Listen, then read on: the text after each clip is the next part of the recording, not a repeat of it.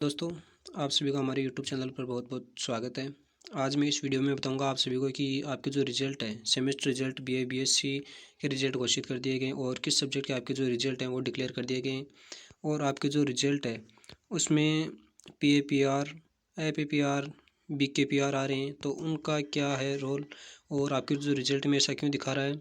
आपके जो first semester के कितने परसेंट होते हैं आपके, वो निकालना आपको मैं इसी वीडियो में बताऊंगा आप सभी को। और फिलहाल दोस्तों आप सभी को बताऊं कि जो आपके जो रिज़ल्ट की साइड है शो नहीं हो रही है आपके रिज़ल्ट। जब भी आप अपना रिज़ल्ट चेक कर रहे हो अभी, तो आपको द सर्वर इज अनअवेलेबल दिखा रहा है। तो आप सभी को बताऊं कि ये आपके जो सर्वर डाउन के कारण दिखा रहा है ऐसा। आपको जल्दी इसका सोल्यूशन भी कर दिया जाएगा। और अब चलिए मैं आप सभी को बताऊंगा कि आपका जो रिज़ल्ट है वो किस किस के घोषित कर दिए गए हैं। तो BCom first semester, BCA, BBA, BA first semester और बीएससी फर्स्ट सेमेस्टर के आपके जो रिज़ल्ट हैं वो डिक्लेयर कर दिए गए हैं।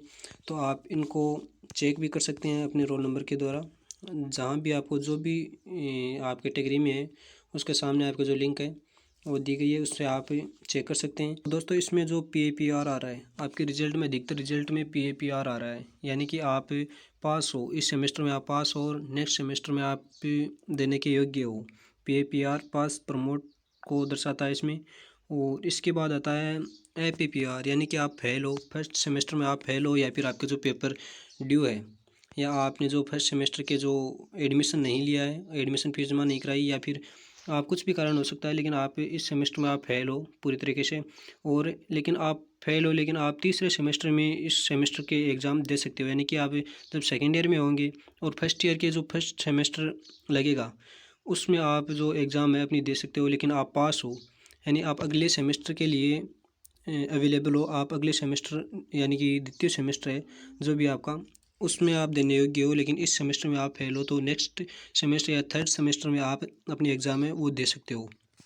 इसके बाद आपके जो रिज़ल्ट में बीकेपीआर आ रहा है, यानी कि बीकेपीआर इसका मतलब है बैक प्रमोटेड, यानी आप जो भी आपने एग्ज़ाम दी है उसमें आप एक सब्जेक्ट में आप अगर फेल हो, या फिर एक सेमेस्टर आपके जो एक दो नंबर से कम रह गया, या फिर एक दो आपके जो ओमार सीट भरी है उसमें आप किसी भी तरीके से एक सब्जेक्ट में आप अगर फेल हो तो उसको, या फिर दो सब्जेक्ट में फेल हो तो उसको आप पीकेपीआर मान सकते हो, यानी कि बैक प्रमोटेड। आप एक दो सब्जेक्ट में फेल हो, लेकिन आपके जो नेक्स्ट सेमेस्टर के लिए आप योग्य हो, आप अगले सेमेस्टर में एग्ज़ाम दे सकते हो।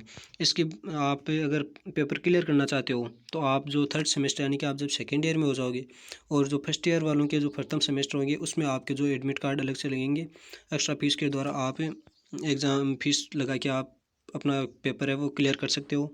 तो इसके बाद मैं आप सभी को बताऊंगा कि आपके जो रिजल्ट में जितने भी आपके नंबर हैं, यानी कि इस स्टूडेंट के 500 में से 273 नंबर हैं, तो उसके आप परसेंटेज कैसे निकालते हो। तो चलिए दोस्तों मैं आप सभी को बताता हूँ कि जो परसेंटेज है फर्स्ट सेमेस्टर के आपके जो भी परसेंटेज है वो कैसे निकाले जाते हैं। तो नंबर आए हैं, यानी कि 271 नंबर आए हैं, तो उसमें आप 500 का भाग दो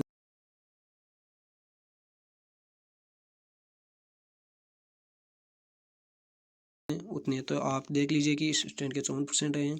उसी प्रकार आप अपना भी जो है रिज़ल्ट है वो चेक कर सकते हो कि आपके जो कितने परसेंट आए हैं। तो इसी वीडियो के साथ धन्यवाद दोस्तों, लाइक शेयर सब्सक्राइब ज़रूर कर दीजिए।